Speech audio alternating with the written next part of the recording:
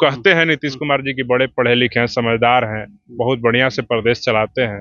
तो आपको इतना भी ज्ञान नहीं कि आरक्षण का आधार क्या है। जो लोग इस तरह की बात कर रहे हैं कि सबके लिए हो गया तो अच्छा हो गया, संविधान में सबके लिए होना चाहिए, तो उस समय आपके मुंह में दही काहे जम जाता है। जब सुप्रीम कोर्ट में जज की बहाली होती है तो चंद मुट्ठी भर लोग जब जाते हैं, उनके परिवार के, उनके मौसा जी, उनके फूफा जी, उनके जीजा जी, उनके बेटा जी, उनकी बेटी जी, उनके दामाद जी जब जाते हैं जज बन करके, तो उस समय किसी को पेट में मरोड़ नहीं होता है। चौकीदारी दफदारी ऐसा नहीं है कि किसी का बपौती है। जो भी लोग एलिजिबल होते हैं दलित समाज करके, खास करके पासवान समाज के जो लोग हैं, उनकी ही बहाली हुआ करती थी या उनके आश्रितों की बहाली होती थी।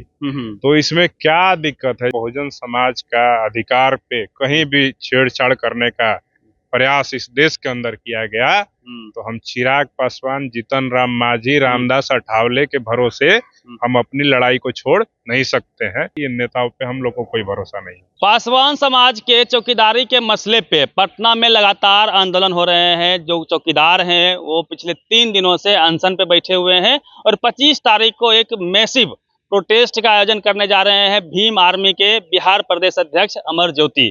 तो क्या प्लान है, सबसे पहले ये बताइए सर। 25 तारीख को पूरे बिहार से भीम आर्मी के माध्यम से बहुजन समाज के जितने भी लोग हैं उन सबको हमने आमंत्रित किया है कि 25 जुलाई 2024 को जो बिहार विधानसभा का घेराव है, पैदल मार्च है, उसमें भारी संख्या में, हजारों की संख्या में लोग शामिल होंगे और अपने हक अधिकार की लड़ाई के लिए सरकार से आंख में आंख डाल करके उनसे सवाल पूछेंगे और अपने हक और अधिकार को छीनने के लिए वहां पे संघर्ष करेंगे।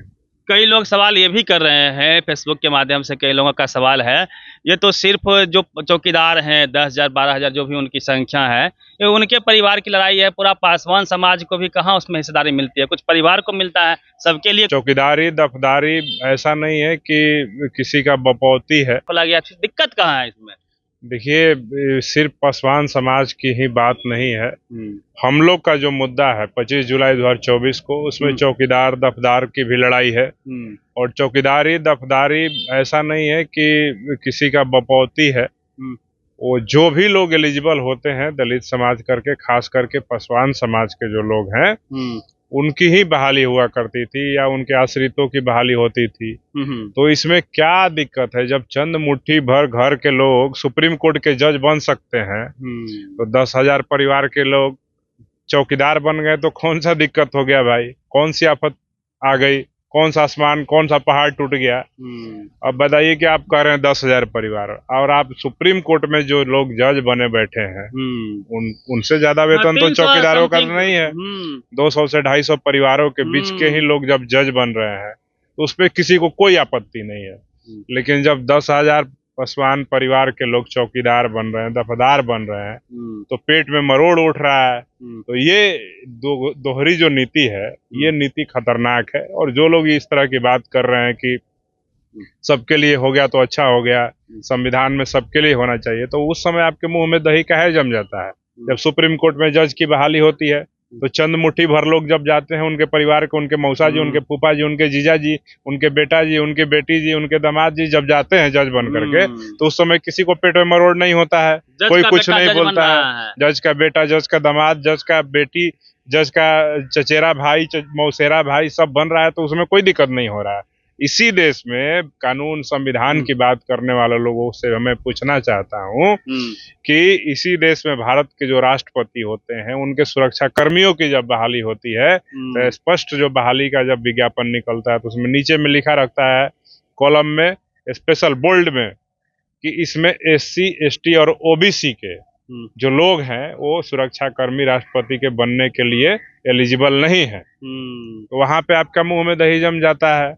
उसके बाद कई ऐसे वैकेंसी भारत की सरकार निकालती है, उसमें नॉट फाउंड सुटेबल लिख दिया जाता है कि सचिव वगैरह जो होते हैं, कैबिनेट सचिव, सबके सब अपर कास्ट। देखिए UPSC की, और इतने जो लोग ये लोग कह रहे हैं कि पासवानों का ये है, इनका सिर्फ चंद परिवारों का है, उनसे बहुत सारे के सवाल हैं जो पूछा जा सकता है। आप देखिए UPSC में कई लोग, इस बार का वैकेंसी है बाप के नाम है फलाना पांडे, कैटेगरी कौन है, एसटी में यूपीएससी क्वालिफाई करके आईएएस बने हैं। जो फर्जी जाति प्रमाण पत्र बनवा बनवा के लोग अपने आप को कहते हैं उच्च जाति, काम करते हैं तुच्छ जाति वाला, शर्म आना चाहिए। बिहार ही नहीं पूरे देश की सैकड़ों जब हजारों की संख्या में वैकेंसियां आती है, उसमें यही तुच्छ जाति के जो लोग हैं फर्जी एससी एसटी का सर्टिफिकेट बनवा करके ये लोग नौकरी प्रदान कर लेते हैं। आप उच्च जाति को तुच्छ जाति कहते हैं, वो खुद को अपने सर्वोपरि मानते हैं। देखिए तुच्छ जाति हम इसलिए कहते हैं कि उनका कर्म जो है ना वही तुच्छ है, इस वजह से कहना पड़ता है। और हम लोग की जो लड़ाई है 25 तारीख वाली लड़ाई में आप सिर्फ चौकीदार दफदार का मामला नहीं, बिहार में दर्जनों के संख्या में एक महीने में घटना हुई है। इंसान तो नहीं करता और सनक है, कहाँ से आती है, कैसे इनका मनोबल? ये मनोबल जो है ये प्रशासन के द्वारा जो लोग संविधान के रक्षक बने हुए हैं, जो डीएम, थाना अध्यक्ष, डीएसपी और तमाम जो राज्य की सरकार है, केंद्र की सरकार है, इन अत्याचार की घटनाओं पे सख्त कार्रवाई नहीं कर पाती है, इसलिए इन लोग का मनोबल बढ़ा हुआ है। भोजपुर जिला में पुलिस के गुंडों के द्वारा, मैं पुलिस वालों को भी नहीं छोड़ रहा हूँ, बिहार पुलिस के जो गुंडे हैं भोजपुर पुलिस के, उनके द्वारा खननी कला एक गांव है, उस गांव में महिलाओं को रात में अंधेरे में घुस करके इतना बेरहमी से मारा गया, दर्जनों की संख्या में महिलाएं घायल है, पुरुष घर छोड़ करके भागे हुए, उन पर आरोप लगाया कि लोग शराब बेचते हैं। अरे मानते हैं कि हर जगह अवैध शराब मिल रहा है, नीतीश कुमार शराबबंदी करवा दिए, लेकिन पूरे बिहार में कोई मोहल्ला कोई कॉलोनी आप चले जाइए वहाँ शराब नहीं मिलता, वहाँ पीने वाले लोग नहीं रहते हैं, सब जगह शराब डिलीवरी हो रहा है। शराब के नाम पे दलितों को टारगेट किया जा रहा है। बिल्कुल बिल्कुल, शराब के नाम पे ताड़ी बेचने के लिए, बताइए पेड़ में फरने वाला जो पहले ताड़ी जो है, ताड़ी पे प्रतिबंध लगा करके कितने हमारे समाज के जो पासी समाज के भाई हैं उन सबको जेल भेज दिया गया बिना कोई कसूर के। जीविका छीन ली। हाँ, लेकिन बिहार में बड़ा बड़ा शराब माफिया सब ट्रक के ट्रक शराब मंगा के बेच रहा है, खुलेआम घूम रहा है, जेल भी जा रहा है, तो एक सप्ताह में बेल लेके निकल जा रहा है, उन पे कोई कार्रवाई नहीं हो रही है। बिहार में एससी एसटी कर्मचारियों का प्रमोशन रोक दिया गया है, उस पे कोई, तमाम मुद्दे पे आप लोग बहुत सारे मुद्दे हैं, 5-6 मुद्दे हैं जो प्रमुख मुद्दे हैं।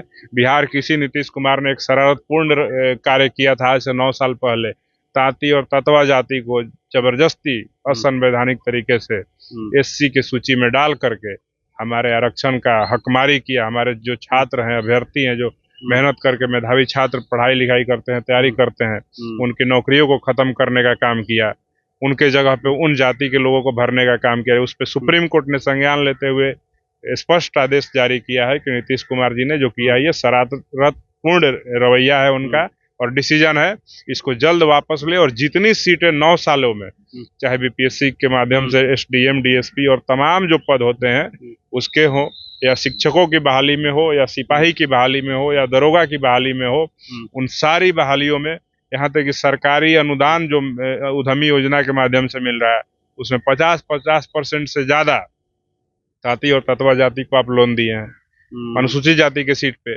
तो जो रियल संवैधानिक अनुसूचित जाति है, जिसके साथ भेदभाव हुआ, जिसको पानी पीने के लिए किया गया, जिसको मर्डर कर दिया गया, जिसको मूछ रखने के लिए कर दिया गया, बुलेट पे चढ़ने के लिए कर दिया गया, जिसको छोटी जात समझा गया, जिसके इस देश में पसंद नहीं किया गया, उसको संविधान जब बना था डॉक्टर अम्बेडकर ने जब अनुसूचित जाति की सूची बनाई थी तो अनुसूचित जाति बनाया था। तो हम नीतीश कुमार जी से पूछना चाहते हैं कि आजादी के 75 वर्ष बाद किस जाति के साथ छुआछूत, भेदभाव, मूछ रखने के लिए, पानी पीने के लिए हो गया कि उसको आप अनुसूचित जाति की सूची में डाल दिए।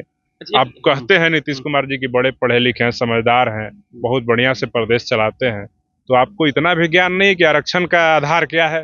जब आपको ये ज्ञान नहीं है तो हमको लगता है ना कि आप बुजुर्ग हो चुके हैं, थक चुके हैं, अब आपसे जो सत्ता शासन संभल नहीं रहा है, अब आपको इस्तीफा दे करके हमको लगता है कि कहीं घूमने निकल जाना चाहिए, विदेश दौरा मॉरिशस जा करके बस जाएं, वहीं पे अपना आखिरी का जीवन बिताएं। एक सवाल लेते हैं, चूंकि चौकीदारी का मसला अभी जोरों पे है, इसको लेके चिराग पासवान नीतीश कुमार से मिलते हैं, कहते हैं कि मामला सोल्व हो जाएगा, आप लोग धैर्य रखिए, फिर विश्वास क्यों नहीं है चिराग पासवान पे आप लोगों को? चिराग पासवान आप अपनी पार्टी के नेता हैं और अपनी पार्टी के लिए वो जिम्मेदार है। वो क्या कर रहे हैं नहीं कर रहे हैं, उनके कथनी और करनी में क्या है नहीं है वो समझे, लेकिन इतना जान लीजिए कि बहुजन समाज का अधिकार पे कहीं भी छेड़छाड़ करने का प्रयास इस देश के अंदर किया गया तो हम चिराग पासवान, जीतन राम मांझी, रामदास अठावले के भरोसे हम अपनी लड़ाई को छोड़ नहीं सकते हैं। हमारे नेता चंद्रशेखर आजाद है, बहुजन समाज के मुद्दे पे, दलितों का मुद्दा हो, पिछड़ों का मुद्दा हो, मुसलमानों का मुद्दा हो, उस पर कोई नेता, कोई संगठन, कोई पार्टी लड़े ना लड़े, भीम आर्मी सरकार से आंख में आंख डाल के लड़ाई लड़ने के लिए तैयार है और आगे भी लड़ाई लड़ेगी। इन नेताओं पे हम लोग को कोई भरोसा नहीं। चलिए, अमर ज्योति हैं और बड़े शानदार तरीके से बिहार में भीम आर्मी को चला रहे हैं। पासवानों के जो चौकीदारी का मसला है, उस मसले को ध्यान में रखते हुए बड़ा प्रोटेस्ट कॉल किया है इन्होंने 25 जुलाई को। देखते हैं क्या होता है। पूरी बातचीत पे प्रतिनिधि रवि मेहता, द एक्टिविस्ट, पटना।